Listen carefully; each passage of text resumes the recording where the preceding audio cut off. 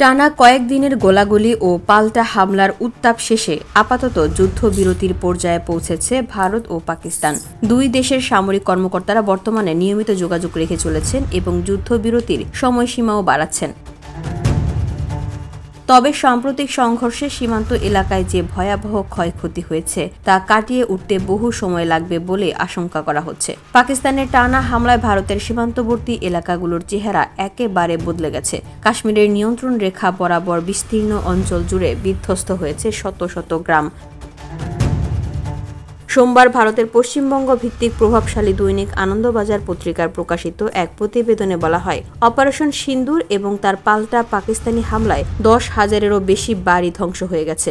ঘর হারা হয়েছেন বহু পরিবার। সর্বাধিক ক্ষয়ক্ষতির শিকার হয়েছে জম্মুর পুঞ্চ জেলা। পাকিস্তানি হামলায় নিহত 22 জনের মধ্যে 14 জনই এই জেলার বাসিন্দা।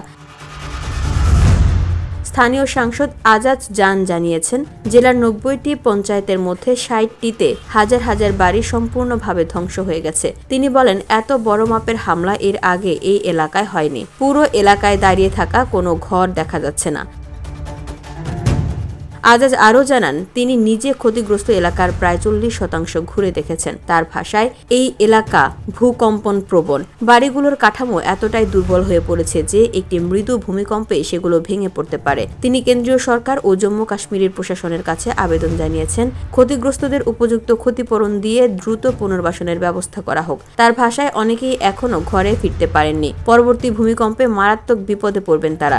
শুধু পুঞ্চ নয়, পাকিস্তানের হামলায় কুপওয়ারা, বারামুলা, রাজৌরি, কারনা ও উরি এলাকায়ও চরমভাবে ক্ষতিগ্রস্ত হয়েছে।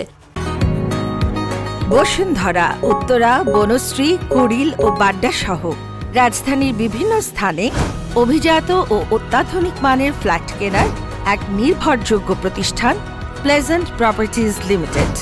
তাই আপনার স্বপ্নের আবাসনের জন্য আজই যোগাযোগ করুন। Pleasant properties limited, where destiny matures eventually. এখন অনেকেই আত্মীয় বা প্রতিবেশীর বাড়িতে সাময়িক আশ্রয় নিয়ে দিন কাটাচ্ছেন। পাকিস্তানের এই হামলায় সৃষ্ট ক্ষয়ক্ষতির কথা স্বীকার করেছেন প্রধানমন্ত্রীর উপদেষ্টা মাসির আসলাম ওয়ানি। তিনি বলেন, রাজ্য সরকার আর্থিক সহায়তার চেষ্টা করছে। পুনর্বাসন প্রকল্প থেকে ক্ষতিপূরণের ব্যবস্থা করা হচ্ছে।